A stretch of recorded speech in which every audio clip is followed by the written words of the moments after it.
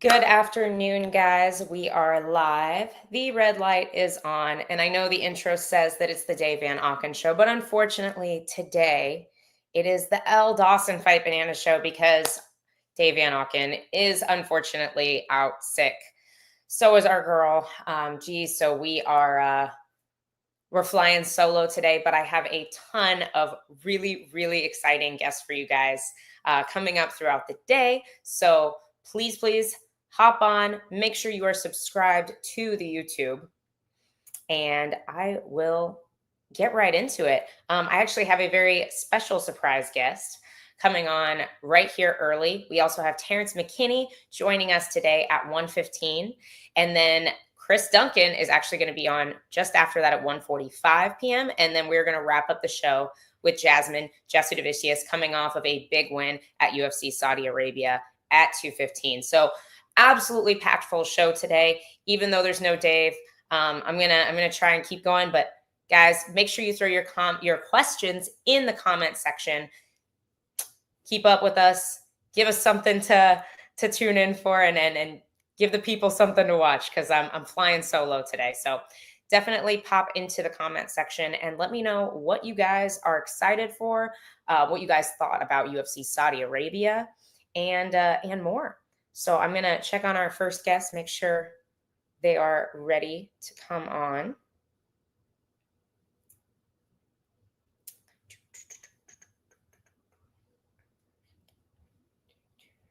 Right.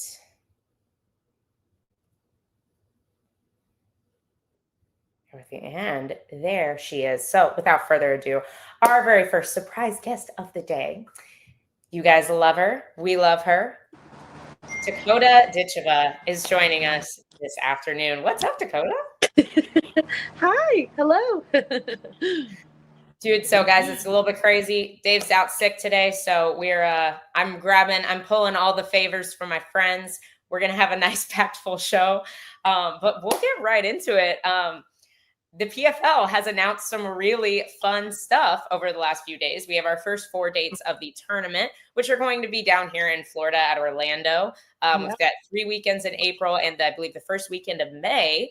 So lots of fights coming our way. And I'm actually going to pull up a few different things. But yeah, I wanted, speak on the tournament. I know you're not in it this year, but are there any fights, divisions you're excited to see? Yeah, I mean, the only one I've just noticed now is it's got Almatov in it. So that's going to be an exciting one.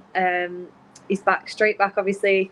Didn't have the best end to the season last year, but this year he's coming back, obviously, for a vengeance now. So I'm excited to see him back in a tournament. And a lot of new faces, Elle. A lot of new faces, which is going to probably excite a lot of people because it's going to be like, I think people are excited about it already. You know, people talk about it more because it's all new faces that we've probably not seen before. So that's what I'm most excited about, I think. Yeah, and new weight classes as well. This is the very first time PFL's ever done men's bantamweight and middleweight as well in the tournament. And I also noticed once again, no women's featherweights or lightweights. So one female weight class, but 2 new men's weight classes. So I think that's interesting as well.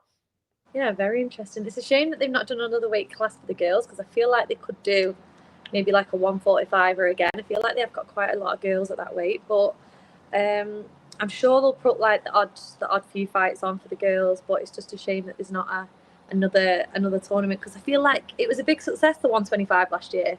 And I know they're running that one again this year, but it would be nice to see one more division, I think. Yeah, I agree. And I hopefully, because they have, like you said, they have quite a few bigger girls on the roster, a lot of featherweights and a handful of lightweights as well. So I'd like to see them make sure those girls get fights, So I'm surprised they didn't add a division. Yeah, me too. But you know what PFL are like? They can pull all sorts out the bag. So I'm sure they'll be announcing a few different random things over the next few weeks. But I'm excited that it's in Orlando as well because that's close for us. So I'll be there and I'm sure you will be as well. Oh, of course. Yeah, absolutely. Dave and I will definitely be there. Dave lives close to Orlando too. So we'll be there probably every weekend, honestly. So I'm trying to talk Grant into a Disney trip. I think we need a girls' Disney trip too. But I mean, you can't go up there and not do a Disney trip. So. Isn't Grant into like that kind of stuff anyway, like the Star Wars stuff? Yeah, exactly. I Who's know. gonna You love think that? he would love Disney World, but he doesn't like crowds, which is Fair fair. enough. I'm with I him do on that understand one. that. So, but But isn't still, that funny how a fighter doesn't like a crowd as well when he fights in a stadium of oh, people? he loves fighting in the Apex. Loves the Oh, Apex. does He's like, I he? can Okay, hear okay. it's not too loud, not too many drunk people. Perfect. Perfect. Fair enough. Fair enough. But back to the women's flyweight division. Yes. The other finalist, Tyler Santos, the last pro you Mhm. fought in the tournament last year. Do you feel like she is kind of slated to win the tournament this year with you not in the running? Or do you know of anybody else that's coming up that's exciting you? Or what are your thoughts on that? Honestly, I don't have a clue who's entering the tournament apart from Tyler Santos. That's the only girl I know that is in it that they've announced. So I don't know who they're going to put in. I mean, they ran the European flyweights last year, the tournament again without me in it. The girl that won that was really good, but she's still very young. I have heard. I don't think she wants to step up too quick yet. So don't know whether she'll be coming up or not. But it's really interesting to see who they're going to put in that tournament. I don't think I'm going to be in it. It's not 100% set that I'm not, but at the moment Oh, it's it's not. looking Okay. that I'm not in it. So I'm still waiting to find out kind of what my direction is this year. But yeah, we'll see. I think Santos probably will be a number one contender. And then maybe they'll set up the rematch at the end of the year. I don't know if she wins it. So it could work out well anyway. But we'll see what happens. You just never know, do you, in these tournaments? And with it being like a straight knockout stage this time, rather than a point system, it's going to change a lot of things for a lot of people. I kind of like it. I kind of like it. I Yeah. think it's a little odd. You had to like get enough points to get into the tournament, but this time it's just Yeah. typical bracket style, right? So Yeah. I think that's another thing that's interesting. People is like, you lose, you go home. It's not like you can stay in the tournament and people can have a little bit of like controversy about it.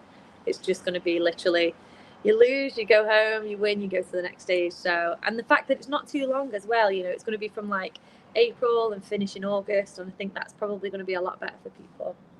I wonder too if they're going to do more outside the season with the shorter tournament. I'm hopeful that we'll see some more just regular PFL cards, especially with Bellator going away and all of these really talented fighters just kind of hanging out. Like, Yeah. I'm hopeful that we'll see some more just awesome cards that are totally beside the tournament.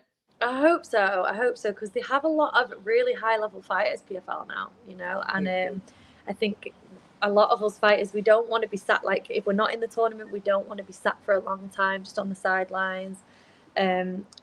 If I think obviously that's kicking up, people are kicking up a little bit of a fuss about that at the moment. So I think they will start to listen and hopefully bring out a few more cards. And even people in the tournament, you know, if you go out in the first round, you've got to wait until next April to fight again. Like it's difficult, you know. So there's definitely a lot to think about for PFL, and I'm sure they'll come up with a few good ideas. But I was obviously in Dubai for that show that they did at the start of the year. That was amazing. So hopefully they'll go back there again this year. Yeah, that was really, really cool. I'm very interested to see where they do the rest of. Have they announced any other venues besides Orlando as of yet? Not that I've seen, no, or heard. Honestly, I haven't really heard that much, if I'm honest. I don't Yeah. think very many people have at all, but No, I'm like always in the gym. Like, have you heard anything? Have you heard anything? Have you heard anything? I'm like asking everyone. just nope, nobody knows what's happening yet. No one. That's how No. I feel about GFL right now too. I've asked a lot of the fighters, like, Yeah. "Hey, like, what's up?" And they're like, "I No, don't know." we don't know. Do you feel like this tournament structure that GFL is presenting has any potential to compete with PFL? You think it's too different? What are your thoughts on GFL popping up? Oh, I'm gonna ruffle a few feathers here. To be honest, like, I mean, it's really good. The one thing I do like is that it's another promotion to kind of give the other ones a kick up the bum, you know, to compete with each other. And I think that's really important. There's so many fighters, especially with Bellator going now, that are kind of in a position where they don't know what direction they're going in. So now for another organization to come up like this and, you know, provide a platform for the fighters that have kind of lost the place a little bit at the moment is amazing. That's what I do like. But as for competing, I feel like they've just picked up a lot of like old talent there, and a lot of people that have retired, you know. So I feel like if we're competing for like number one spots, then they've probably gone for the wrong kind of generation of fighters in that aspect. But at the same time, a lot of big names that people love to see fight. So I still feel like it's going to work. So don't know for how long for, but I think it's still going to be exciting to see the teams fight against each other.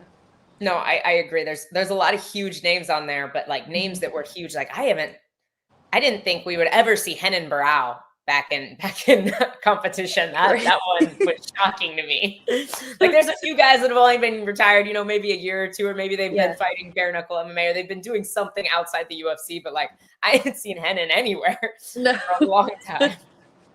And I don't feel like we should like that. But once you're retired and you get to like a certain age, I feel like just stay with your legacy and just like call it a day, and maybe be involved a different way, like commentate or like be one of the coaches or something like that. But I mean, it's exciting. It is exciting, but for how long for, I don't know. Yeah, no, I agree 100%. A question: what is your from the YouTube? What's your take on Weili moving up onto flyweight to fight Valentina? She was impressive on the weekend. Now, I'm a big fan of Tatiana, but that was a really, really good fight from Weili. She is so quick, honestly, so quick. Oh, we lost her for a second. Hang on.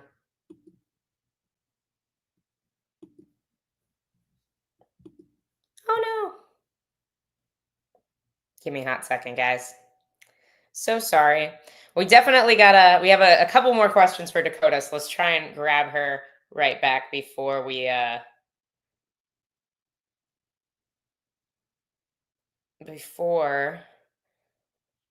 pull Terrance onto the show. Oh no. Anywho, yeah, we over the weekend we saw Weili with an incredible performance over Tatiana Suarez. But seeing her absolutely dominate an undefeated fighter and someone that everybody has really been just talking about being able to fight for that belt and possibly win it for years now. I think the most logical move for Weili Zhang is to go up and fight Valentina. Okay. I'm we got back. you. Sorry, guys. She was impressive over the weekend. The Fight Bananas official. PFL turned Dakota's phone off. They said no. We're done. I told you I'm going to be in trouble, guys. That's funny. But back to the Weili question. The only thing is, she's short, right? Now my height is 5'8". She's a lot shorter than me, but like I said, she's very quick. Her distance control is very, very good. Her ground game very good. So I still feel like she's going to be a problem in that division for sure. You think there's potential for her to win 2 belts? Against Shevchenko, I mean, she's obviously my top girl, so I don't know whether she would take the belt off her, but I feel like she could still give a good fight, a very good fight. It'd be a good one to watch, yeah, for sure. Well, before you run, I know you're only here with us for a few minutes.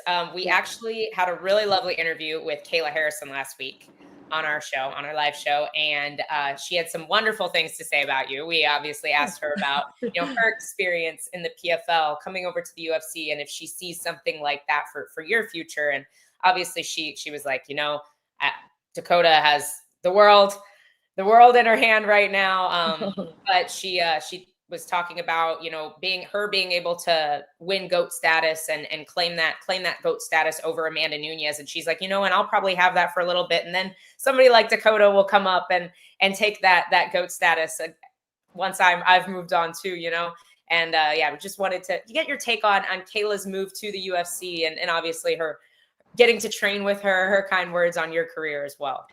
Yeah, honestly, over the last week, especially since I've been back in Florida, I've only been back 2 weeks, but last week we had like some really good chats. She gave me a lot of like good advice about obviously this year coming up with me now stressing a little bit as to like, am I in the tournament? Am I not kind of knowing what direction to go in.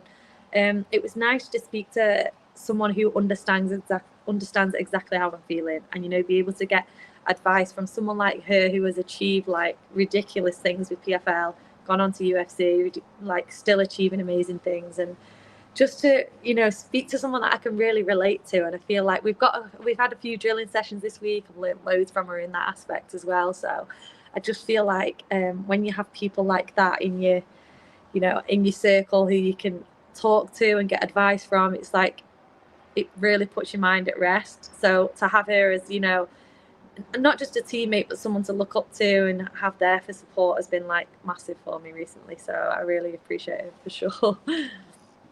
And she's such a fantastic role model in our gym too. Like for people who don't know Kayla, like just for everybody, like she's a fantastic person, but she really has taken on a great leadership role in the gym as well.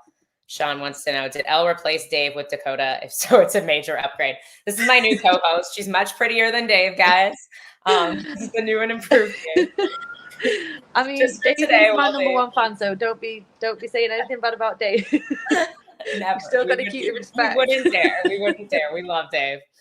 But anything you want to say before you hop off? Thank you so much for joining us for the opening. Oh, did we lose her again? No, just thanks for having me. I love coming on and chatting with you guys. So thanks for asking me, Elle. And awesome. Yeah, thank you to everyone that's choosing to fight bananas, because you guys are all a massive support and I love it here. So thank you. Love it. Thank you so much. Appreciate you. Dakota Ditcheva, everybody, the current reigning PFL flyweight champion. And now we're just going to dive right into our next guest. So we have somebody joining us who has the most finishes in the UFC in the last 3 years, which is an incredibly impressive statistic. We're going to bring on Terrance McKinney. Hello, Terrance. How are you? Hey, what an interest. God is good. How you doing? Doing well. Obviously, I'm not Dave. Dave is out sick today, but so you're just going to have to chat with me on my own. But we're super happy to have you. Congratulations on your humongous win at Saudi Arabia. What was it like getting to fight in Saudi? Obviously, just getting to travel out there is like something people dream of. So I was thanking God for that. We ate traditional food out there, so we sat on the floor, crisscross applesauce style, just dug in. That was a cool experience. And I had this thing called date pudding, super fire. So overall, it was a great experience. And I won't be flying or fighting out there again, but it was awesome. Are you like I'd rather fight in Vegas or somewhere close to my home kind of guy? Yeah, for sure. Yeah. And it's just cutting away off a flight that's over like freaking 10 hours is crazy work. No, I can't imagine. Did you guys go out super early? Did your team get there pretty early, or did you go out just the 5-6 days before? No, I came like a week and a half early. Okay. So you were well adjusted to the time zone and whatnot. Yeah. I made that mistake the first time, and then as we get mature in the game, we know what moves to make next time and what's better. And I have this in my notes, and it's in the comment section as well. We won't touch on it too long because I know you've talked about it several times, but a lot of people want to know about the paint fumes in the locker rooms. We heard you speak on it. Some other people from your team. I haven't seen anybody else from the card talk on it. So I wanted to get some more insight from you, if it was like just y'all's locker room specifically, or if you heard any other fighters having complaints about it. Right away, someone had a complaint about it. It was Silver. Is it her name? Bruno? Whatever, Silva. Oh, Myra. Yeah, Myra. Yeah. Sorry, I'm terrible with names. I'm one of them black guys. I'll say the name 100 times wrong. But yeah, instantly she wanted to leave out the room because like the fumes in here. Oh wow. Hi. Hello. Say what's up. Say what's up. Say what's up. My partner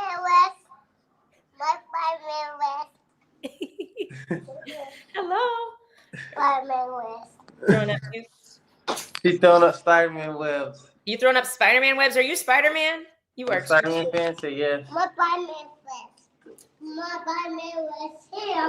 But back to what we're talking about. No, you're good. I know how you spoke last time you were on the show how important fatherhood's been for you as well. So this is very fitting. We had to have the whole fam join in on the interview. But so she complained about the fumes as well. So it was a pretty big issue. Yeah, it was up for her to leave like right away. And I felt a little bit during warm-ups, but especially once I got out there, this is probably the best shape I've ever been in for a fight camp. I actually literally ran like 5 miles every other day. So and like I got tired doing the ground and pound. That's why you guys saw me at the end. I just had to punch them soft because I was like, I'm not trying to punch my arms out. And I literally had to sit just down. in case I don't get the finish, right? Yeah, I had to sit down like after I won, like, and it wasn't even that long. Wow. So it was just a huge adrenaline dump in this fight. Not even that, just like I could just feel like the repercussions of the air, but I guess they felt it even more because they were in the room longer than I was. Oh wow! So you feel like you got lucky being earlier on the card, not being as in there as long. Yeah, and plus I kept leaving out the room. Yeah, taking breaks. I'm ADHD. I gotta move a lot, so that helped you out here. Knock it off. Well, we're almost done, but chill out. Obviously, huge card to start off the year. I thought it was this was a fight night that could rival a lot of pay-per-views as well. No worries, you're good, man. Fatherhood is fatherhood. Nah, he's cut off. Everybody was super stoked about this card. Huge card with Israel Adesanya. A lot of fighters have been speaking on his loss and what this meant to them. He's a fighter's fighter, right? Did you see this coming? Do you feel like Imavov is the next big thing? Do you feel like you saw Izzy start to deteriorate? What are your thoughts on the fight? Nah, he looked great first round. It was just like, this is a game of inches, so like him switching stance with his hand down, he just timed the overhand perfectly on the switch stance. And I know usually like that's like a rule or something like that. My coach said don't be switching stance without throwing something or feinting. Yeah. And he switched stances and just reached out. So like, but I know it's an easy mistake you can fix. I think like he just rushed coming back too after getting kicked and poked, whatever happened. Yeah. Yeah, no, I agree. I don't think I think a lot of people are lower on Imavov than they should be, and also lower on Israel than they should be right now. Yeah, but bro's 29, so he's a freak. Beating Izzy at 29 years old this dude's he's the next big thing for sure. No, I 100% agree. I think he's being a little bit underrated, to be honest. Yeah. So I also wanted to talk to you about another guest that's coming on today that I know you guys have gone back and forth calling each other out. We actually have Chris Duncan coming on after you. So I know you guys have gone back and forth for a while, several different times. And I think we talked about it last time you were on the show. He's obviously already booked, but is that still a matchup that you are after? If the UFC's cool with it, yeah, but like right now he got a fight, so I'm not really worried about it. And I hope he does win, you know what I mean? It'd be dope to fight. I just think stylistically we make a great fight for the fans. I got nothing bad to say. He's actually a good guy. Like we talked a few times actually. Well, and speaking of your previous and future opponents, you threw up this picture with Esteban Rabovich out in Tampa a couple weeks ago, right? Mm-hmm. And it seems like you are very active on social media and you're big on selling the fight and obviously not going too far, but selling the fight, calling these guys out. I think you and Grant went back and forth for a little bit as well. My husband, trying to make a fight happen as well. But it seems to all be all love and just let's sell the fight. Let's put on a great performance. Is there anybody where the beef runs really deep, where the beef is super real for you? Nah, I can really care less. Because at the end of the day, we got to fight. So, like, there's no point in me having an animosity towards you. Like, we all just here to protect and provide. So, I know what sacrifice takes to get there and, like, what comes with losing. So, I got nothing love for you guys because the fans will ridicule you. But even if I beat you, like, I only show love because, like, I know how easily the roles can be reversed in this game. Yeah. No, 100%. Great. This is a fantastic answer. We love to hear it.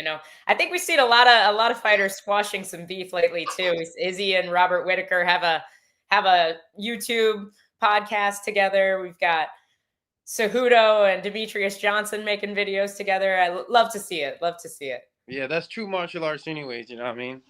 It's a game of honor and respect, you know what I mean, at the end of the day. Yeah, no, 100%. Love to hear it. We had some big announcements over the last couple of weeks in the MMA community that I love to hear fighters input on. Obviously, PFL slashing their tournament purse in half, and also adding 2 new weight classes. They have 135 and 185 for the first time. And then we have GFL entering the scene, completing their draft with their first event coming up in April. Your thoughts on either or both promotions, what this means for the future of the sport, and if you see a lot of these names coming over to the UFC sometime soon? I would see some of them come over, but only on like a little bit on the Bellator side. I wouldn't mind Patrick Mix being in UFC, Aaron Pico, names like that. Even the Priest-Yo, the Pitbull, that'd be sick to have him. He's a little older, but I think there's some matchups that will be exciting for the UFC with him. Yeah. And I say, why not? Because this way it shows that the UFC is better. So why not sign these guys? No, especially if don't if we win. And I know they're gonna put them against matchups that that UFC can win. So is Pico a fight that interests you at all? I think he's a 145er, but nah, I got respect for Pico, so no.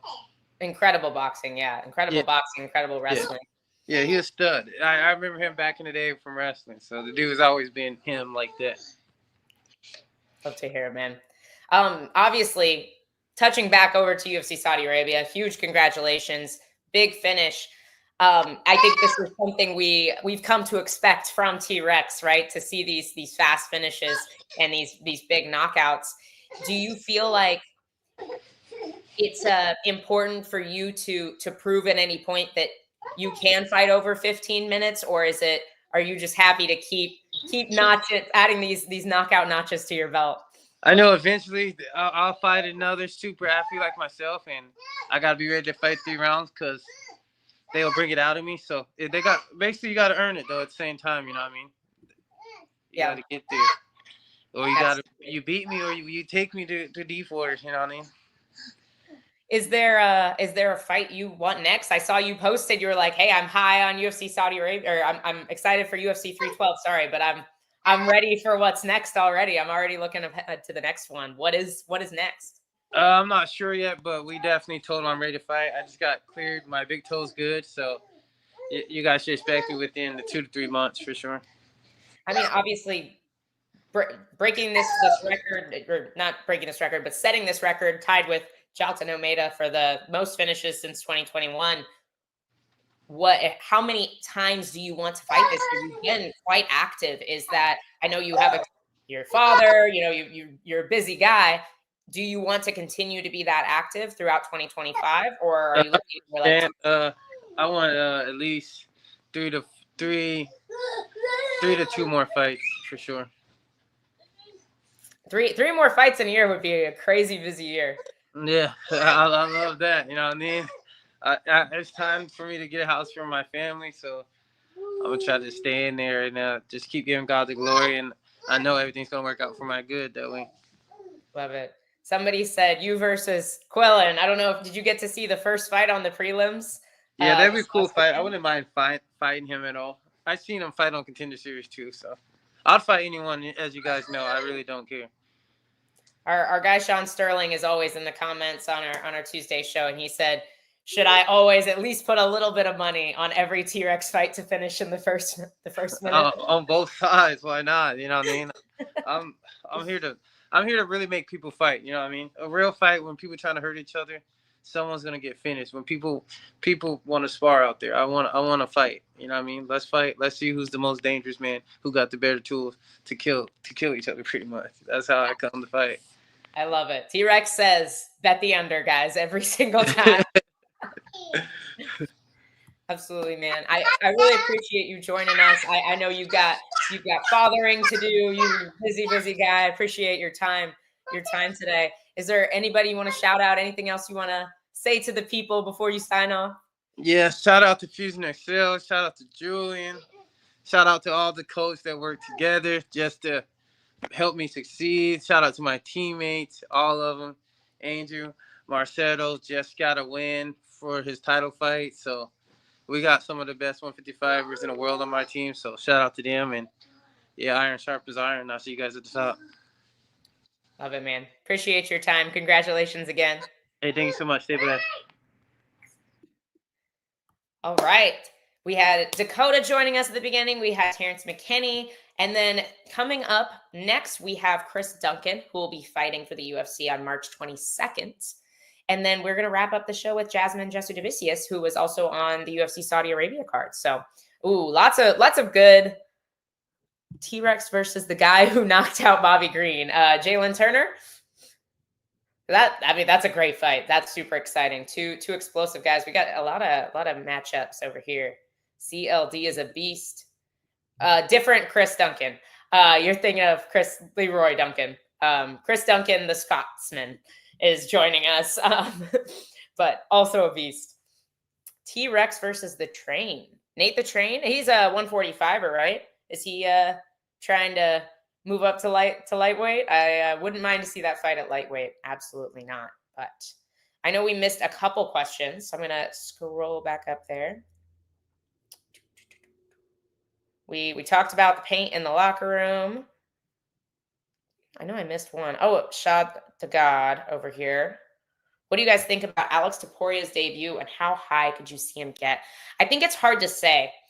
He got into the UFC with very little experience, only 5-1, and he wasn't fighting. He was fighting like decent guys on the regional scene, but he wasn't fighting super tough guys before he got into the UFC. So I think the UFC could probably develop him. Do I see him getting as high as Ilya? Probably not, especially in a division like 135 that is so incredibly deep. But he did look good. I don't know that the guy he fought this time around is somebody who's going to stick around in the UFC for a very long time. So we'll have to see how that win ages. But he looked good. Was fairly dominant. Good fight. Fun to watch. So I'm interested to see. I think a lot of people don't realize he's actually Ilya's older brother. They're only a year apart though. He's 29. Ilya's 28. But definitely interested to see how far he goes in the bantamweight division. Banger fight, T-Rex versus Tom Nolan. Oh, okay. Sorry, I was thinking of Nate the Train. Tom Nolan the Train. Yes, absolutely. I agree. Great fight. Slava Claus last weekend, who is incredibly tough. Slava Claus is a really underrated guy in the lightweight division, I believe. He's actually knocked out a couple of my friends. Very tough guy. And big win for Tom Nolan, obviously. Super exciting fight. Guys, yeah, keep the questions coming, especially from UFC Saudi Arabia, because what a card. I was hating on the card. I think Dave was hating on the card. We all thought it was not going to deliver, and it absolutely did. The UFC definitely knew what they were doing. Got a question from the YouTube Fight Bananas official.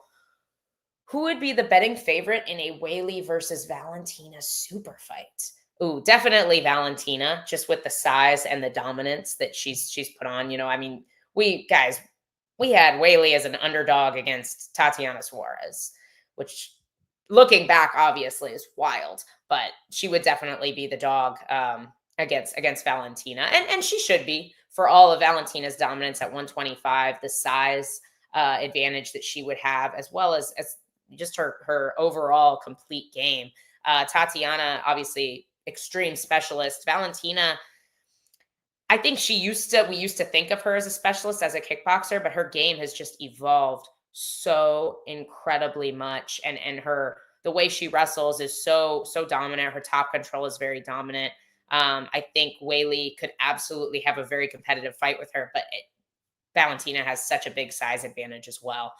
Just like we saw Valentina have a super close fight with Amanda Nunes, but Amanda was just too big, I think Valentina might be just a little bit too big for Weili, but Love to see it. I don't think there's a whole lot of other fights that I want to see for Weili at this moment right now.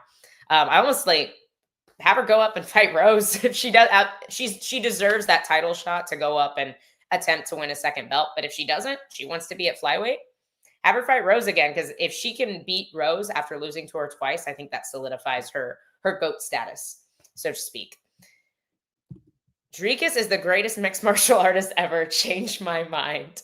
The thing about DDP is, for how incredible he is and how much he wins, man, I I would never tell a new MMA fighter if they wanted to learn something to go watch film on DDP. That's the thing that I can't get past is, and I will say this, he looked so much more clean in this last fight against Sean Strickland than he ever has before. Like, this was the most technical version of DDP we've ever seen. And he obviously did really, really well, especially against a guy like Sean Strickland. It's very awkward and it's very difficult to fight. So I don't know. I don't know if he's the greatest ever. I don't know if you can boot out John Jones just for that, but he's up there now for sure. For sure. Shot of God says, what is next for Alexa Grasso? There is also Macy Barber and Natalia Silva on win streaks. I love Natalia Silva. I absolutely love watching her fight. I am not a striker, guys, but watching beautiful striking like that is so incredible to me. I would really like to see Natalia Silva in a like number 1 to 3 contender spot really, really soon. I think she's there. I think she's that level. I think it makes it very, very exciting for that division. Macy, I know, was out for a really long time with some health problems. So I'm not sure exactly what's next for her. I do think it seems like she's back training. But I definitely want to see her back in there as well. I just don't want to see Alexa Grasso. I don't think I want to see her fight for the belt again. I think that ship has sailed. Not only was she dominated in this last fight, but also I think the way she was dominated and the way she fought back in those positions, especially on the ground, just not showing a lot of defense, a lot of good fight IQ on the ground, seemed to concede the position a lot. I'm not sure if she was just off that night. Everybody deserves an off night. It happens, but I didn't see the same Alexa Grasso that we've seen in previous fights in that fight. So I'm not sure exactly what's next for her. She may become that gatekeeper for that division for contenders on their way to the title. Would you change your mind on DDP if he beats Chimaev and Imavov? Yeah, I might. Chimaev is high on my list right now. He was not when he first hit the scene. I feel like he didn't look fantastic fighting Usman off the couch for 2 days. You know, I genuinely thought that Usman, if he had had a camp for that fight, would have won. But then to go out and do what he did to a guy like Robert Whittaker, a guy who not only has a legendary status in the sport, but also is still beating good guys. Like Robert Whittaker, is he older? Yes. Is he probably going to fight for a title again? No, probably not. But he's still beating Paulo Costa the way he was beating him. Like, he's still winning fights. He's still knocking out young contenders like Ikram Alaskarov, who is a savage. Like, he's still up there. And so that win for Chimaev and the way he beat him, like, he is high on my list. And like I said earlier, so is Imavov. I think Imavov is surprisingly underrated. I've had this conversation with Dave where I don't think people were watching the Izzy fight maybe the way I was watching it, but I saw a very technically sound, very defensively sound, very well-rounded fighter in Imavov who didn't get a lucky shot, set something up very well over the course of the fight against somebody that strikes the way Israel Adesanya does. And I didn't think Izzy looked bad either. I thought he was still feinting quickly, and you can still see Imavov felt that little bit of panic early in the fight where he's like, I have to get a takedown, because watching Izzy like twitch and faint in front of me is panic inducing because he's still so fast. So I'm very high on both these guys. I think wins over either or both makes DDP's stock go crazy, crazy high. Wayne Kong's next opponent. Wayne Kong came on the scene, huge knockout in her debut, lost her next fight, then comes back out, and I gotta be honest, I was really disappointed in this fight between her and Bruna Brazil. I don't think it's super rare that this happens where you get two girls or two fighters who have knockouts. It happens in men's MMA as well. Q Francis Ngannou versus Derek Lewis. You get two people that have knockouts, that have good striking. There's kind of a stalemate, a waiting period, awareness of the danger. But then once we saw Bruna Brazil start to kind of concede and just kind of like just break in a way, like she wasn't fighting back. Wayne Kong was very easily walking her down towards the end of the fight. You still didn't see her pull the trigger. So yes, maybe you're right, Jake. Maybe it was just a little bit gun shy from her loss. But I'm not as excited about her fighting now as I was when she first came on the scene. But that could all change in a couple of fights. Obviously, everybody can have bad nights. So I'm not really sure who they should give her next. I honestly wouldn't be upset if they gave her somebody else that they're kind of trying to build. The UFC. Oh, I went black for a second. Sorry, guys. They've been doing that a lot lately. Like we used to see early Contender Series contract winners, like because they used to only give out one contract every night on the Contender Series on season 1. And so these guys they brought in and they really developed them. You know, I'm sorry, hang on, give me 1 second, guys. I sent it to, I got to send Chris another link. Un momento. But he'll be joining us here pretty soon. Wait, nope. Hang on.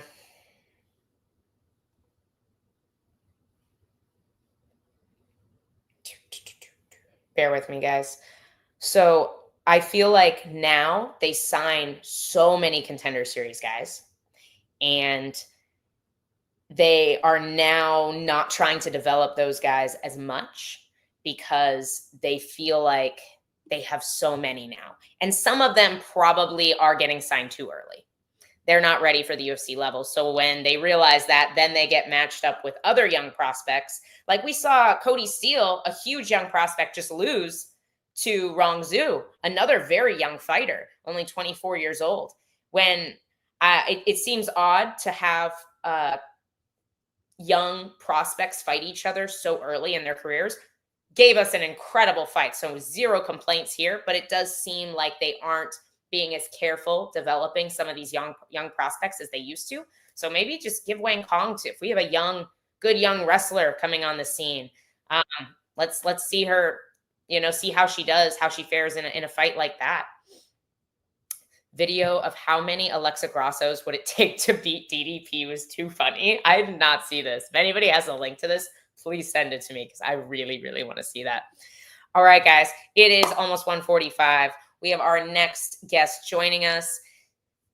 Speaking of the technical difficulties we've had, the technical problems, we have the problem, Chris Duncan, joining us, fighting on March 22nd. You like my intro? Hello, everybody. What's been happening is he lost signal a couple times. Yeah, we've been having, Dakota's screen went black, my screen went black, Dave's sick, and I'm in charge. So that's always just a recipe for disaster. I'm sorry, before we get into talking about Chris's fight on March 22nd, we have to address this question. What do you think about Thiago Santos's acai? Guys, if you live in South Florida, Thiago Santos Maheta has an acai place that is called Power Acai. I do not like acai, guys. This place is incredible. This is the best and only acai I have ever eaten. It's so freaking good. So when you're not dieting, Chris, you need to go if you haven't been yet. I know, I've literally just ordered a coffee with almond milk in it. That's how depressing my life is right now. Oh, that's so sad. I was gonna say you're kind of in the thick of it, right? Like, is the weight cut starting to take full force now? So I've got I'm actually ahead of schedule compared to last time. Last time I Nice. took a fight like on 5 weeks' notice, and I just had to do what I had to do to get there. So I cut a fair amount of weight, which I'm not proud of. But this time around, I've been a little bit more diligent. So I'm looking forward to just, making the weight and being able to eat some food again. Yeah. No, that's good. That's good. I'm glad you're ahead of schedule. That's always a nice feeling. And then you get the anxiety of, am I too small? Grant will say that. I'm like, stop. You're good. You're on track. The reason Chris is actually, sorry, go ahead. No, I'm just saying that your mind plays tricks on you. Oh yeah, no, 100%. Guys, the reason Chris is actually joining me for the show today is because I saw him for the first time back at ATT. So when did you get back? Did you just get back? I arrived last night. So my flight was 7:30 p.m. in Miami, and then I got here about 9:30. So it's perfect. Managed to get to Publix, get some food. So who bruised you up then? If you just got in, you're already my wife. Yeah. So no, just I had a bit of bad luck over the last week or so. Just bumps and knocks, and maybe the training has been amplified. But I think I've been training for about 3-4 weeks hard in the lead up to this fight, and just last week, I just managed to get knocked in the eye, and in this eye, it's been torture. Yeah. No, it's that's always tough. Just when you're just banged up going into camp, but better early rather than late, right? That's true. I'm hoping for a quick finish on March 22nd. Well, you can see I'm already on the card, and I'm first up again, which I love. So funny enough, I said that you were joining the show, and somebody was like, "Oh, Chris Leroy Duncan is just a beast," and I was like, "Wrong, Chris Duncan, but also a beast." Yeah, that always happens. Every time I'm fighting in London, we're on the same card together. Last time I got my meals mixed up with him. He got my shakes as well. It's a bit of a pain. He's a little bit bigger than you. Just a touch, right? He's also got a completely different color of skin. It's like completely opposite. Like I'm the whitest guy known to man, and he's completely different color than me. And also as well, he's from London. I'm from Scotland. I'm like, come on, you can't get this wrong. Can't mix those two up. There's a pretty deep. Oh no, we lost Chris. We are just not batting 1,000 with the connection today. For those of you who don't know, Grant was actually mistaken for Chris Duncan once too. So it's a whole thing. Apparently they look alike. I'm not sure how, but I can see it from far away. And he's back. There we go. Bring him back on. All right. I'm back. So it's just a bad day for the internet, I guess. Maybe it'll kill a couple minutes here and there for you. Makes sense. I got nobody to talk to. I'm just talking to the comment section. But March 22nd, you're headed back across the pond. I'm sure you love getting to fight near home. Are you going to get to see your family for a little bit before you fight? I think this time I'm just going to stay in London. We've got 2 kids now rather than 1, so it's a little bit more difficult to juggle the plates around. So I'll just go to London, and then we'll go to Disneyland afterwards or something. Heck yes. No, that's awesome. So yeah, kid number 2, how has that changed life for you guys? I don't have a life anymore. It's gone. Only when you come to Florida. Yeah, I've literally came all the way to Florida so I can get a full 8 hours sleep. No, I bet it's crazy. You're back here for camp. We have, a good almost, it was 6 weeks until you fight, 7 weeks? Yeah, pretty much 6 weeks, yeah. Against Jordan Vucenic, who has the most tattoos I've ever seen in my entire life. Obviously, he had a lot of wins on Cage Warriors. He's kind of a Cage Warrior star over in that your neck of the woods. Was he somebody that was on your radar before he made his UFC debut, since he's from the same area? Sorry. Not particularly. He's actually previously been a featherweight in the past. So him moving up when he moved into the UFC I hadn't really seen him on my radar. But fun fact about Jordan Vucenic made his pro debut the same day as I did. I was on the same show as him. So Wow. there's a bit of nostalgia for you. But so yeah, I really like his fighting style. I think he's an exciting fighter. But I believe I'm better everywhere. You know, the way I'm progressing at American Top Team has been, you know, a massive part of my game, and I'm learning all the time. I'm getting better all the time. I'm just looking forward to getting into the game plan with Mike, you know, Tiago, and then spending some time training with Grant and stuff like that. So, you know, I'm putting in the work. You know, I don't leave no stone unturned. I make sure everything's done, and then, you know, my mind is clear when I walk out to the cage. Yeah, absolutely. And it's you said he's an exciting fighter. We know you love to be in exciting fights. He also has a lot of experience. He's fought, you know, he's like, I like to be in exciting fights even in the gym. Yeah. But he has guys like Paul Hughes and Morgan Charret on his record as well. Paul Hughes twice, I actually believe. I think he beat him once, lost once, right? Yeah, that's right. You know, so a lot of experience. Does that excite you that even though he's 0-1 in the UFC, does it excite you that he at least has that that heavy experience and you're not fighting like a lower level guy, you know?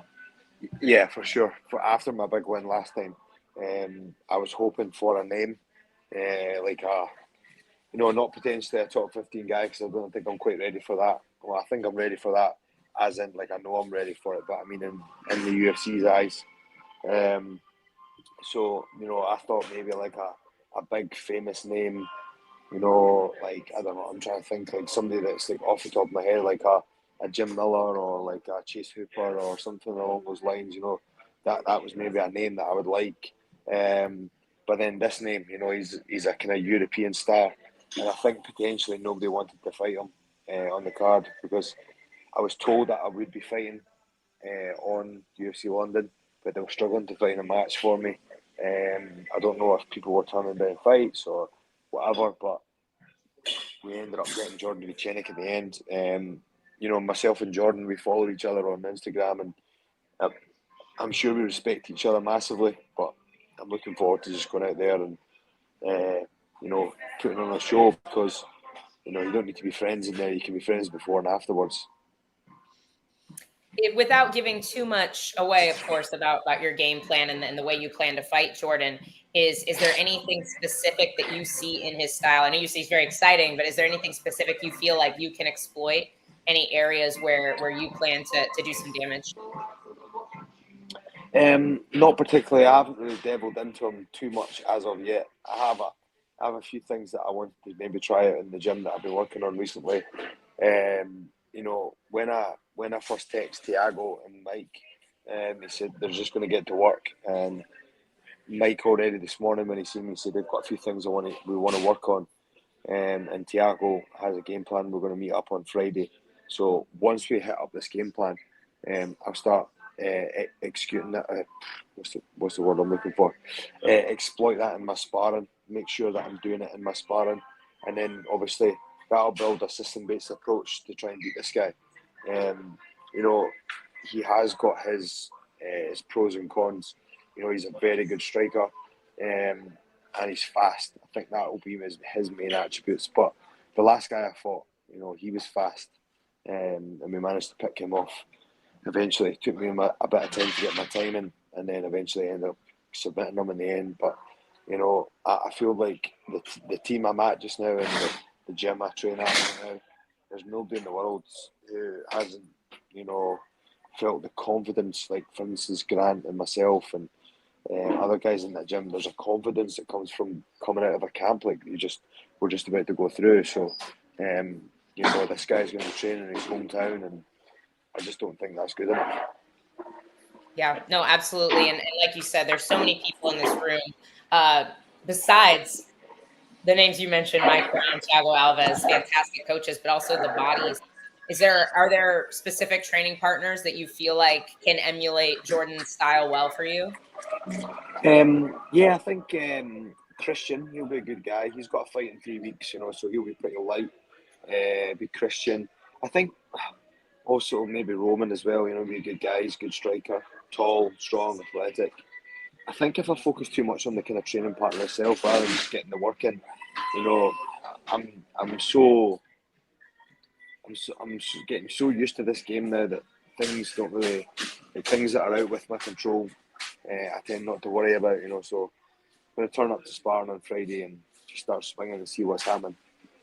We have a comment from our Christian in the comments that says, me? Bring it. If you want to come in, we can have a scrap, big man. Everybody can get it. Christian also said, round 1 Gilly again, inspired by DP. Yeah, for sure. I've been very blessed to be graced with the likes of Masvidal and Dustin, and adding additions to my game. The grip I ended up, the grip I finished okay with in Paris was the grip that Dustin had showed me, and I now use that grip quite frequently in my head and arm stuff. It's my go-to grip now, and it's the tightest grip I have in my front headlock game. I'm gonna ask you about that tomorrow. But with that being said, like going back to that fight, did you know he was out at first? You ended up having to tell the ref, right? Yeah, so if you watch the clip back of me submitting him, I actually didn't know he was out. It was actually Thiago that shouted me in the corner. He was like, Chris, if it's not on, you need to move on to the next position. So if you watch the video back, I take my feet off and my hands off, and I put my hand on the back of his head to stop him posturing up to punch me. And then I was kind of wanting him to posture up so then I can get my feet on the hips and start building back up. And then he wouldn't posture up, so I gave him 2 punches. And then he still stayed there. I was like, he's out. You're like, oh, this is bad. Yeah, the referee was like, keep going. And I was like, he's out. He's actually out. Good on you for not elbowing an unconscious man in the face. Don't get me wrong, I was desperate to. Yeah, it's that's wild. I've had one person go out in a guillotine, and it's a weird feeling of them going limp. But I can imagine too, like people being unconscious, they twitch and they move, and sometimes they still fight unconscious. Well, he was still fighting. He was still straining. I could feel his full body contracting right the way up until I let go of him. And it's quite funny. It's like I'd actually never put anybody to sleep until then, and since then I've put like 3 or 4 people to sleep. So it's been quite a transformation in regards to my jiu-jitsu game. So this is you finally you found the secret sauce for your guillotine grip. This is the stuff. Yeah. Do you know what's crazy as well? Like I'll go through like different parts of my career. For instance, like about 5 weeks ago, I ended up hurting my wrist again, just repetitive strain, and I ended up like changing my grip slightly again on it just to adapt it to my sore wrist, and I've managed to kind of find other grips and other chokes that come off it, and also not so much just chokes, but sweeps and positions to be able to get off the ground again from the front headlock. So. Everything kind of happens for a reason, and believe it or not, I learnt this front headlock system when I was injured before my UFC debut. I hurt my ankle wrestling with Yaroslav, and I watched the jiu-jitsu class at Perumpas, and for whatever reason, it just sunk in, and then we tried it a couple of times, and we were in front headlock a lot, so I managed to come up with a system which has been great. I think it's interesting you said that. There's a split between fighters that I've noticed. Some fighters watch a lot of film and do a lot of studying, and there are also some really talented fighters that just don't. Like they don't watch film. And what school of thought are you part of, and why do you think that is, that there are some fighters that can still be very successful while not having that piece of the game? Maybe, I'm not too sure. I think I'm more of a visual learner and a practical learner. So, I don't need to drill things over and over again to be able to be proficient in that. So, if somebody shows me a move and then we go into a positional round, that's where I feel I'm my best, because it's fresh in my mind. Sometimes people are like, I'll never be able to get it on that person now because he knows it's coming. But I think that's probably the best time to practice it, when somebody knows something's coming, and then you can, feel and adapt to their defenses and move on to the next submission and stuff like that. So, yeah. Yeah, no, it makes sense. Yeah, if you can implement your game plan, and when everybody else knows what you're trying to do, that's a beautiful thing. Great question from the YouTube. It says, Chris, were you more impressed with DDP or Whaley over the weekend? I haven't watched Whaley's fight or Strickland's fight, just because I had my own MMA show back home on the Saturday, and I spent all Sunday with the family because I was flying on Monday morning. So I still need to catch up with all that. But I've seen some highlights, and one thing that really stuck to me was everybody reckons they can beat DDP because he looks so bad, or they say they can read him like a book, but then DDP can't read a book, so then he doesn't care. I saw that. On paper, it was on paper. Everybody beats DDP, but he can't read. So yeah, he looks so bad, but he's so good. Believe it or not, I've trained with him. Oh, really? With him in Tiger Muay Thai, yeah, when he was a welterweight, when he was fighting under KSW, I think, or EFC.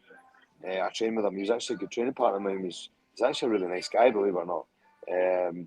Just obviously, when people are wanting to fight him, it brings out the nastiness in him. So, but yeah, I really rate him. I like him as a person as well. He spent a little bit of time. I don't think he'll remember me. I was still an amateur, but it was good to share the map with that guy. Yeah, that's really cool. No, I didn't know that. He seems like he would be a pretty nice guy in person. I implore you to go watch it too, because he actually looked a lot cleaner this time. He really did look more technical, which that's even scarier for DDP. I think if we start seeing DDP looking really sharp, that's a scary dude right there. Yeah. I think a lot of people get led down the wrong track with MMA because, they're so used to watching kickboxing and boxing, and they see this clean, straight punches and straight kicks. And whereas MMA, we don't have the protection on our gloves, and we don't have the protection around our body like a big groin guard from boxing. So I think you'll see a big shift in regards to people saying clean. They say Izzy looks clean, but he's from a kickboxing background, whereas DDP, he's been doing MMA for his full career. So the stuff that he throws is a little bit unorthodox and will land. And I feel that's because of the gloves and the protective kind of elements of MMA. You need to be proficient everywhere. It's mainly a distance thing. Well, and I think we see it a lot with, I don't know if you ever watched, One Championship does, the Little Gloves Muay Thai. Blast to watch. Absolute blast to watch. But they get hit so much because some of these guys are used to wearing big gloves, and you can hide behind big gloves. But with little gloves on, they're just like rock'em sock'em robots. The punches all land. Yeah, for sure. And I think that's maybe why my face is a bit beat up this time around, because that was I did my first week of small gloves last week, just in preparation of coming across. I've been sparring with big 16-inch gloves just to try and take the trauma away from my face, obviously. So I had my first MMA spar last week, and that's maybe why my face is a bit banged up. I bruise like a peach. We're not made. Our skin in Scotland is a little bit fresher than usual. I have one more question for you before you run. Then I'll let you go. I know I kept you a little bit longer than 15 minutes, but I told you we had Terrance McKinney come on before this. I know you guys have gone back and forth a lot. He actually had some really, really nice things to say about you on the show. He's like, I don't care. I know you guys have gone back and forth several times trying to set that fight up, but he was like, yeah, I'd absolutely still fight Chris, but he's like, I have a lot of respect for him. I think he's a really cool guy. But he thinks it would be really exciting, is why he wants to fight you. And my question for you is, do super exciting matchups for the fans, do they matter as much to you as you think it does to other fighters, or is it all about just like the right fights at the right time? You know, deep down inside, you know, my goal is to slowly work my way up the rankings. And the way that you can do that is one of two ways. Solidify your spot by, you know, putting on performances that win and showcase your skill set. Secondly, you know, you can get yourself hyped up in regards to flying your way up to the top team pretty quickly. So, for instance, I'm trying to think of a guy who's done that. That guy Rufy, you know, the lightweight, you know, he's putting on exceptional performances. He has a massive fan base. I think that can accelerate you to the top 10. So, in regards to Terrance McKinney, yes, it's definitely a shout.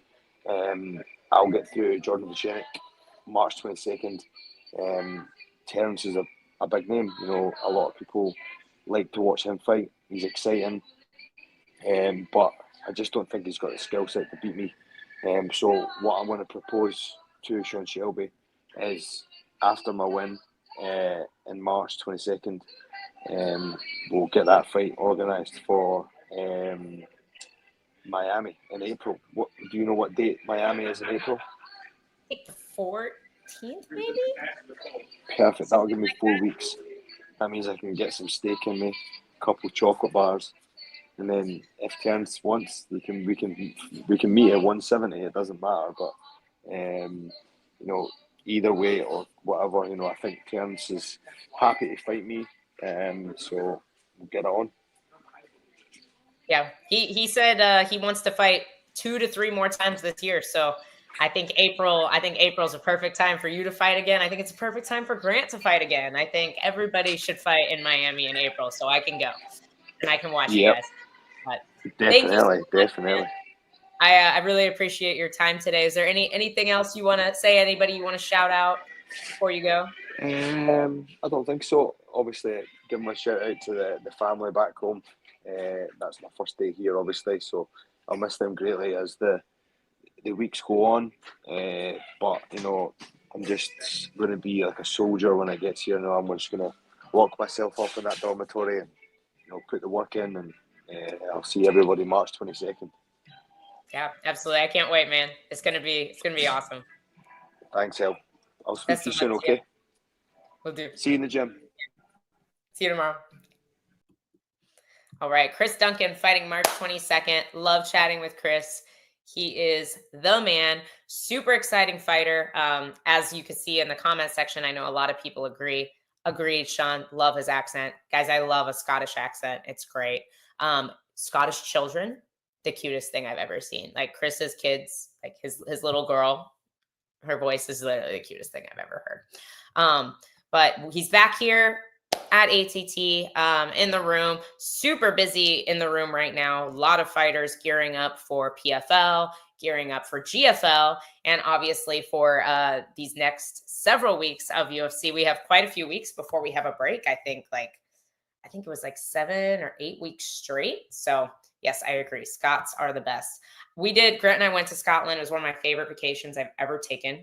I will be honest, there are some Scots that I cannot understand. It does not sound like they're speaking English, but I love the accent. Elle be killing it. Solo, first UFC watch along, and now Elle, you are a weapon. I am a weapon, Sean. Thank you. Be careful. Don't let my head get too big. Go to Scotland if you have a chance. It's seriously the most beautiful country I've ever been to. It's absolutely gorgeous. But yeah, thank you guys for being so active in the comments today, keeping it interesting. So I have lots of stuff to talk about. We are going to have Jasmine Jasudavicius, who also was on UFC Saudi Arabia, joining us in just a few minutes. So super excited to chat with her. Jazz used to train at American Top Team for a couple fight camps, I think 1 or 2, and obviously fought a previous teammate of myself, Myra Bueno Silva. So super pumped to get to chat with her and catch up. So thank you guys once again for being in the comment. El Dawson is bananas. I am the fight bananas. Dave's gone, guys. I'm pretending Dave has the flu, but he's actually fired. That's definitely not him commenting from the YouTube. asking us questions. Definitely not Dave. But yeah, this has been fun, guys. Any new gluten-free recommendations? Ooh, okay. All right. I actually saw in Miami there is a new sushi place. It's all tamaki, like the hand rolls that look like little sushi tacos. It's all tamaki. But everything in the entire restaurant is gluten-free. And it looks really, really good. I have not tried it yet, but it does look amazing. But let's see. Feel Good Foods has been coming out with some fun new stuff. They have soup dumplings now. They have them at Whole Foods. Those are really good. I've been eating those like crazy. Dude, go to like your local Korean markets for gluten-free stuff. There's some fire gluten-free stuff. I found like the little like sesame balls that you get at like the Chinese bakery. Those are made with rice flour usually. So you can find a lot of stuff I've found at like Korean markets, Asian markets. Check those out. Chimaev opened up as a -200 betting favorite against DDP. What do you guys think about that? That is wild. I get it, but I also don't get it. I don't know, because DDP, I feel like people aren't super high on Sean Strickland. So the wins over Sean Strickland don't necessarily build stock, but the win over Izzy should. And that's the problem is Izzy is just, people are underrating him because he's lost. And I don't think that they should be. I think he still is incredible. And I think DDP's win over Izzy is still worth a lot more than people think it is.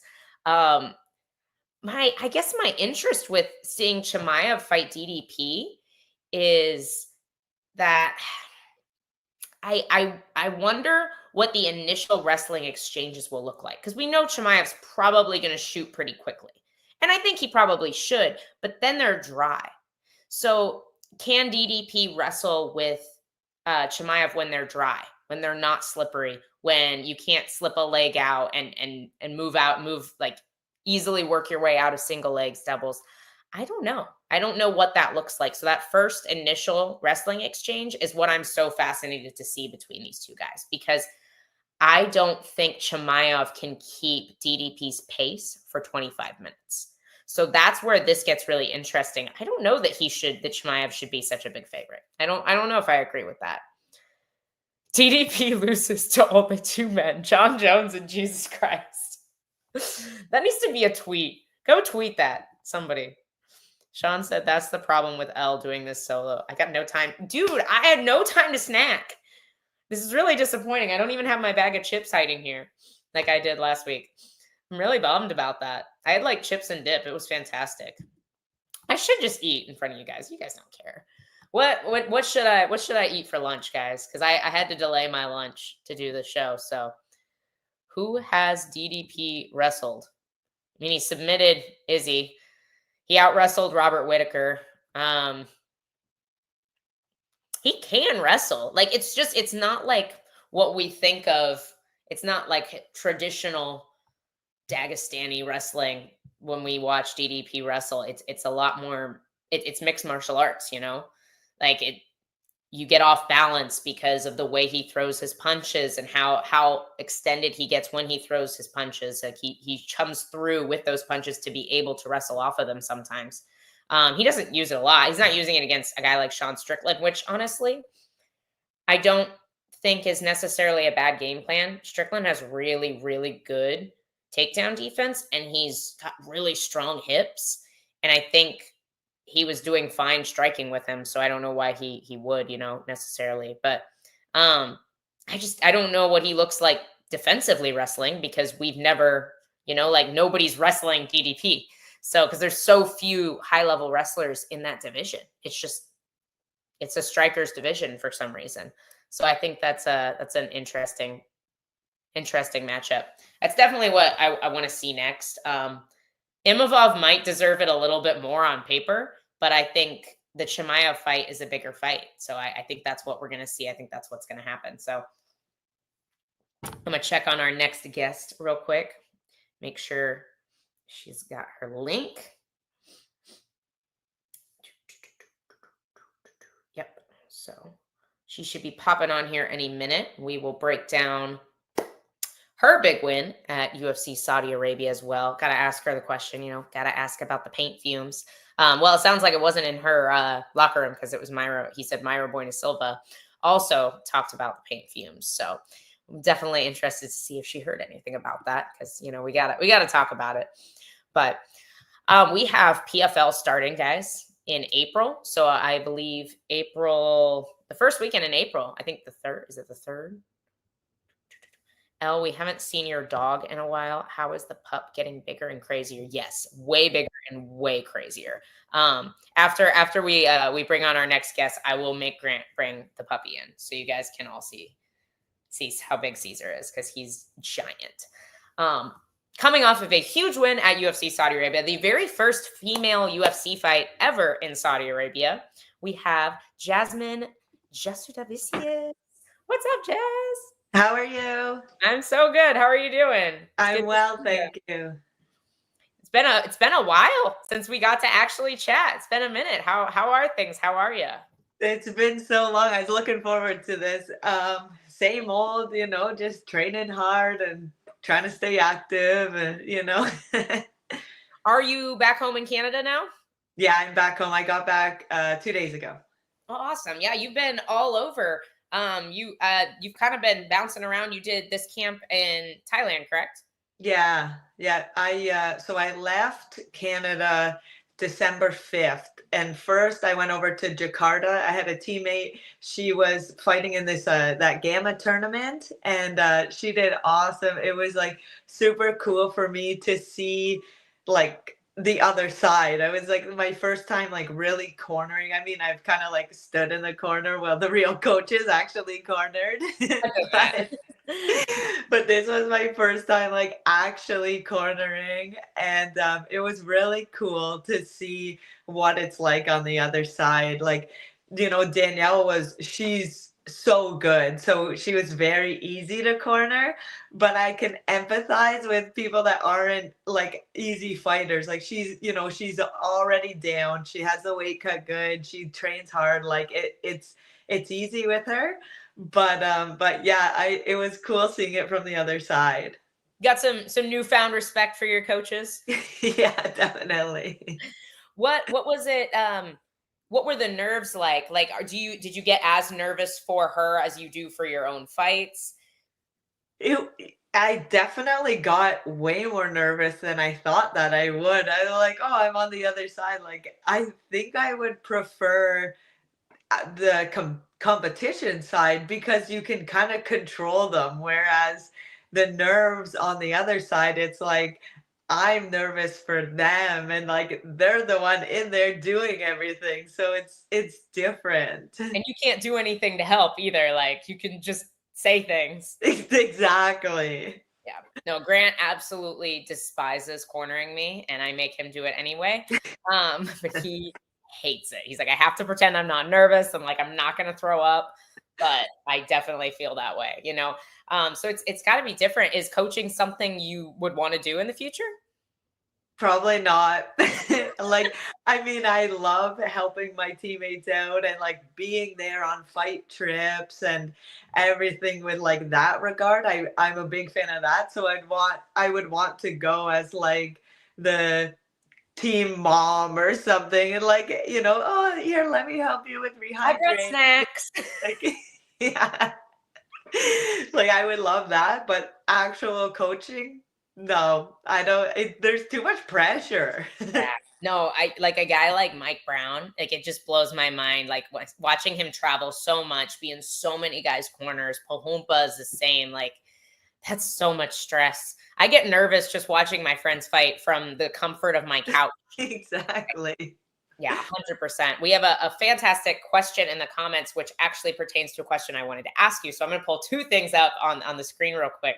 We have Jake Nichols asking, Rose next for Jasmine, or is she looking higher? And I thought it was perfect timing because you were just on the Ariel Helwani show and talked about a few different matchups that you might like. So I want to pull this up here. You brought up Erin Blanchfield. You fought her teammate Fatima Klein. You'd like to fight Alexa Grasso. You'd like to fight Macy Barber. Three vastly different styles of fighter here. Is Rose in that mix as well? Or is there somebody you feel like you match up the best against out of those people? I mean, yeah, Rose is definitely in that mix as well. Like, I don't really care who it is. Like, just like the highest number that I can get. Like, I want to fight for the title. I know like my skills and abilities, and I just want like the opportunity to be able to kind of do it and make those steps to be able to get the belt. So, I mean, I don't really like care who it is. I just want to keep on that path. Yeah, no, 100%. And I think that the flyweight division is getting very interesting. Like, you have people like you on these big win streaks, girls like Natalia Silva. Do you think it's likely that your paths will cross before you hit like one of these other young prospects that's on like just a tear? Do you find it likely your paths will cross before like a number one contendership type fight? Or you think you'll likely miss each other until you reach that point? I think we'll probably miss each other until we reach it. Like, it wouldn't really make sense for them to book that fight. Right. I mean, how cool would it be for us to fight for the title? Like, you know, when she came in, she debuted against me. And so it's like I had no information on her for 3 years leading up to that fight. And like, you know, I didn't know anything about her going in there with the wrong game plan. And like, she's obviously talented. She's on a tear right now. So it would be cool to be able to fight against her for the belt. So that's one you definitely want to get back, but you feel like it'll happen later on. Yeah, I think so. Yeah, and a lot of people are bringing up Rose, and I really do agree. I think that's a great matchup. What is she ranked now? I gotta pull up my. I'm not sure. I think it'd be a good matchup though. Like, she's obviously talented. She's got a name in the sport, so you know, whatever opportunities come, I'm willing to jump on them. Let's see. She is number 6. So yeah, that's I think she's a little bit lower than obviously Alexa Grasso, Aaron, and Macy are 1, 3, and 4. Mm-hmm. But yeah, definitely still working your way up for sure.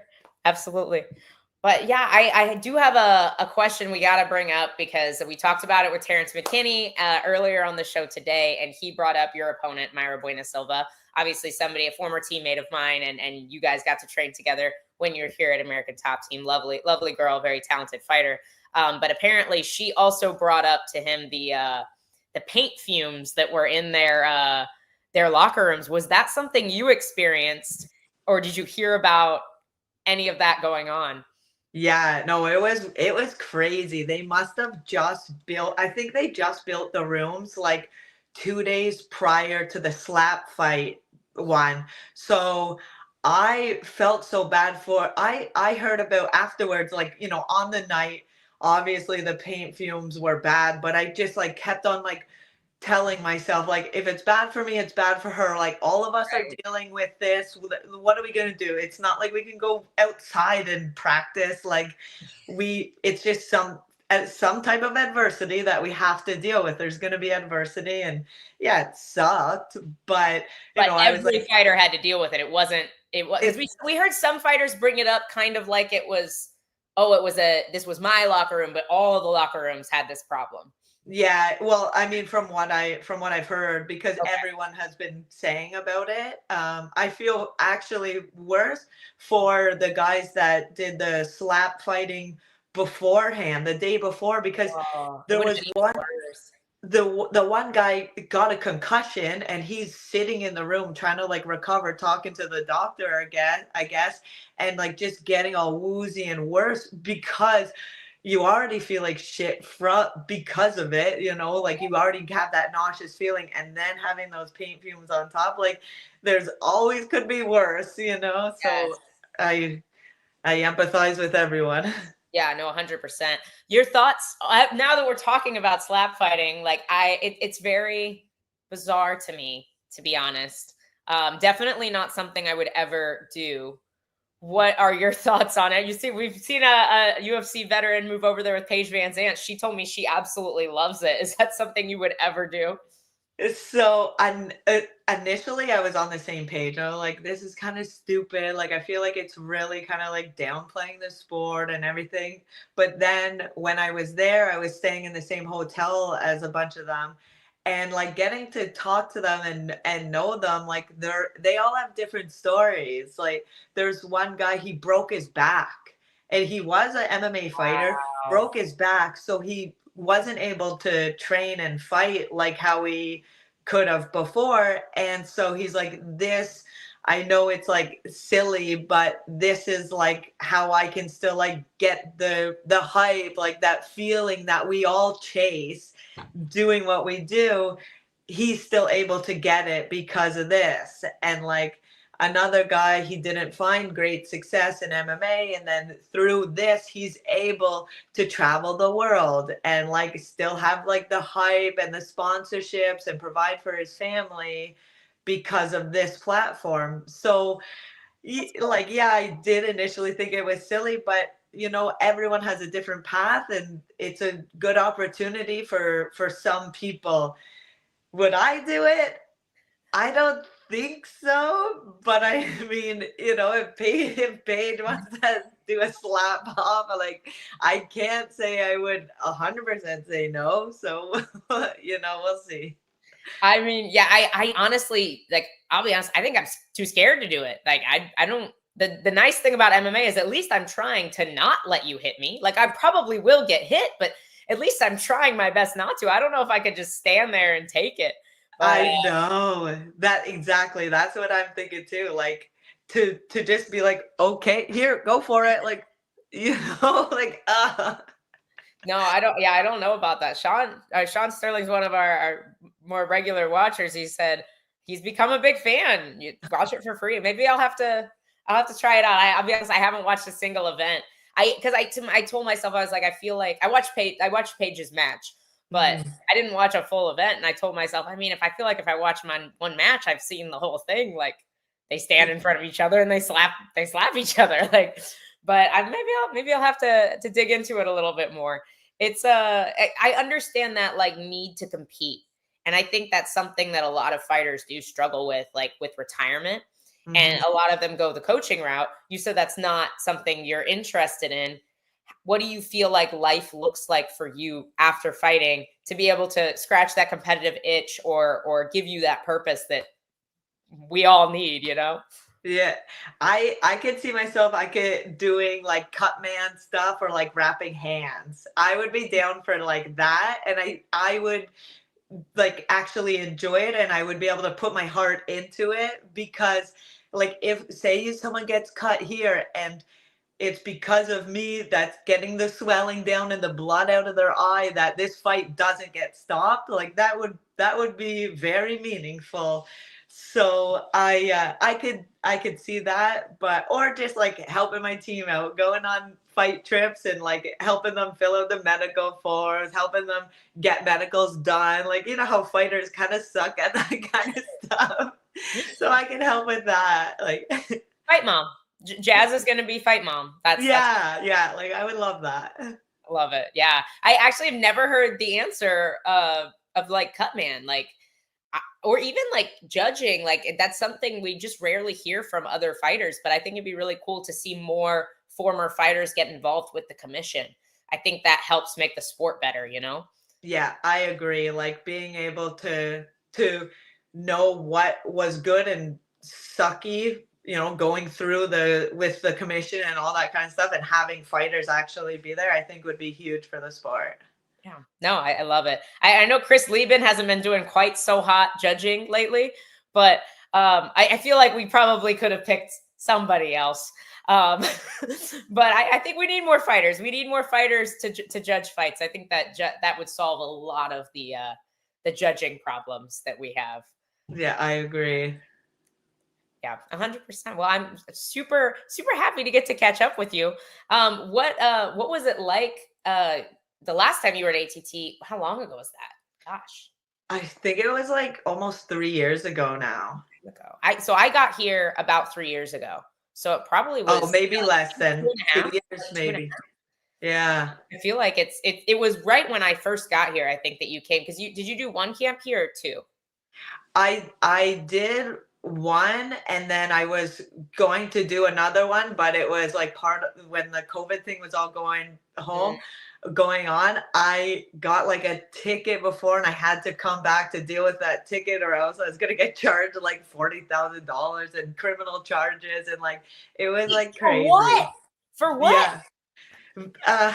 It was like Canada was really bad with like which test you needed to come back, and like one time I came back and I had the 24-hour test instead of the 3-day test, and then I went to the border. I was like, he's like, oh, go back and get another test, and I'm just like, I'll take the charge and I'll just fight it. And I kind of just like didn't really think of it because I was traveling all day and all that, so I was just like, I thought it would be like whatever, $150 fine, and then it would be fine. But no, it was like criminal charges and all. Like it was a nightmare over this stupid thing. But $40,000 because you had the wrong test? Yeah. What? Yeah. What? It was silly, but I got it all squared away. I think it was only like $1,000 at the end of it, but still, frustrating. No, that's nuts. If you want to talk on this, you can. I'm very like curious about like the current political climate in Canada. Tell us about that if you can or want to. I mean, I feel like I wasn't really like paying attention to it because I was gone for the last 2 months, but like, the government that we have really kind of put our country into the ground, and like there was like a lot of changes that happened. Canada used to be such like an amazing country, and the people were awesome, and like I feel like it had really changed after the whole COVID thing. Then it really changed. People are a lot more negative and like very almost like condescending. Like they're like I went to the Apple store and I'm just trying to have a regular conversation about these headphones that I had, like these shitty headphones that come with your phone, like not even good ones. And the guy's like, I really would help. I'm like, dude, don't talk to me like that. Like, I can tell by your voice, you're just being condescending. Like, just send me to someone else. But you can't help me, don't help me. Sean says, is Canada going to become the 51st state? I wouldn't be surprised. And I don't know, like maybe it would be a good thing. I don't know. I have no idea what's kind of going on with this country right now. Do you have plans to keep traveling then? Like, would you rather keep doing your camps elsewhere? Are you going to come back to Florida, maybe go back to Thailand? So I asked about coming back to Florida, and they said, like, you're either kind of with us or not. And they wouldn't let me do like a half and half thing. So I was like, oh, this is kind of like tying my hands, because my coaches have been with me since day one. And so it's like challenging to just be like, oh, okay, see you, coaches. You know what I mean? Like I can't do that. And I don't know about Florida. I would obviously love to go back. I loved all the people there. I loved the coaches. I loved all everything about it was awesome. I do love that martial arts has like given me the opportunity to travel all over the world and like train with people from everywhere on this planet. And I'm like very thankful for that opportunity to see everyone and meet everyone. And it's like, it's cool that martial arts brings people together. Yeah, no, I love it. Well, I hopefully you can work that out and eventually come back here, because obviously we'd love to have you back in the room. All the girls would. But one last question for you before I let you go. I know we went a little bit longer, so stop me. No, I got time. But we had a really great question about the future of the flyweight division. Weili Zhang obviously had an incredible performance as an underdog. How often do we get Weili Zhang as an underdog? Crazy. Incredible performance over Tatiana Suarez over last weekend. Did you get to watch the fight? Yeah, she looked amazing. Yeah, and just the completeness of her game. I think it's really, I'm very intrigued to see if this happens, but she mentioned wanting to go up to flyweight to fight Valentina. Do you feel like, the question was, is Weili Zhang that great a fighter to jump up and get a straight title shot. And what are your thoughts on that? And would you like to see her at flyweight? Yeah, I would love to see her fight Valentina. I mean, I think they're both obviously super talented. I was able to, like, Weili was in Thailand while I was there, so I was able to like watch her camp and like see what she does. Like, is so inspiring for me to just like kind of observe from the outside. And I think she would do great at 25 if she is like wanting to do that. I mean, I feel like she would be able to fight Valentina. She look how good she looked against Tatiana. So like, why not shake things up? Like, I think she's earned everything that she's getting. Do you think she's, just out of curiosity, do you think she's big enough to beat Valentina? Obviously, she's very complete, but there's a pretty big size difference there. Yeah, I mean, she's definitely on the smaller side, but she's strong. So right? Yeah, she's very, very physically strong. So, I mean, I think she would be able to beat a 25er. I mean, she could put on some size. Like, look at Mayra, for example. She came down to 25 from 35, and like I think it's not that crazy that people can move around weight classes. So it's I'm just here to watch, I guess. Just here to be a fan, right? Yeah, absolutely. Yeah, no, thank you so much for your time today. It was super good to catch up with you. Hopefully we'll get you back down here to Florida sometime soon, or maybe you'll just become a US citizen when we take over Canada. I feel like Canada would be like 10 more states because it's so big. So we'll just absorb Canada and we'll all be Americans. Anybody you want to shout out? Anything else you want to let the people know before you hop off? Just like, thank you for doing this with me. It's great chatting. And I just want to say again, like, thanks to Mayra for getting in there and like being able to be the first UFC females to fight in Saudi Arabia. It was like such an honor to share the octagon with like someone that I like respect and care about so much. And so I just want to like wish her the best and like love her, respect her. And thank you so much for having me. And tell all the girls that I say hi, please. I definitely will. It was super, super great getting to talk to you. Thank you. Thank you. Jasmine Jasudavicius, everybody. Super love having her on. We've been trying to make this interview happen, guys, for so long. She was in opposite time zones and it just didn't happen, but we finally got her on the show. So Jazz, 2 more and title fight. Yeah, I absolutely am with it. She's number 9 right now. The flyweight division's is interesting these days. We have Maycee Barber. I think she's all healed up. She's back to training. I'm really excited to see her back in there. I felt like she was looking really good before. I know she had to take some time off. Natalia Silva, Jasmine Jasudavicius. Yes, she fought her previously.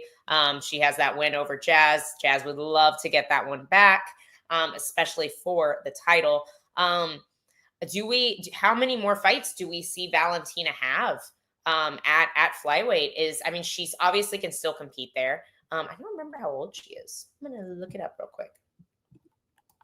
Obviously, she could still compete there. She's still dominant there. I do think she has had to change her fighting style a little bit, which is pretty normal. She's 36. I think that's pretty typical when fighters age, that they have to be fight a little bit smarter. Maybe you lose a little bit of reaction time, a little bit of speed. But she still looks fantastic. Just her fighting style has changed a little bit. You don't see her doing quite as much damage, but she's still very dominant. So I'm interested to see how much longer she continues to fight.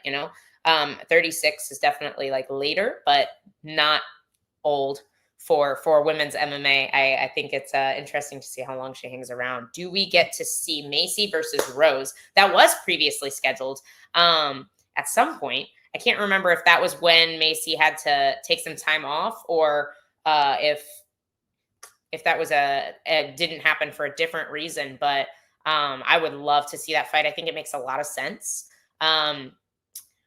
Although Maycee would be fighting behind I think it's such a big name. I think that Rose's name adds like 3 places next to her name for the rankings for actually giving you that boost, whether it's the fan base and giving you that, that extra step up. I think that's a great win for her.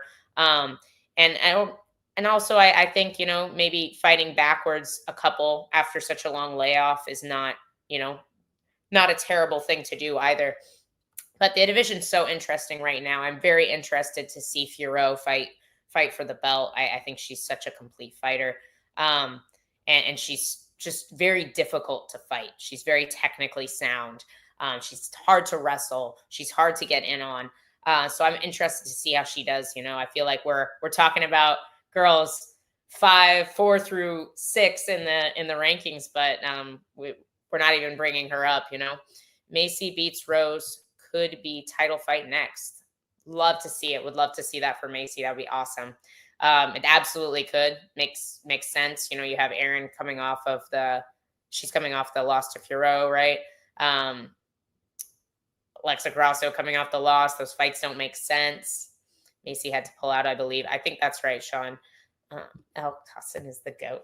Thanks, guys. You guys are going to give me a big head. Maybe the second best show to date.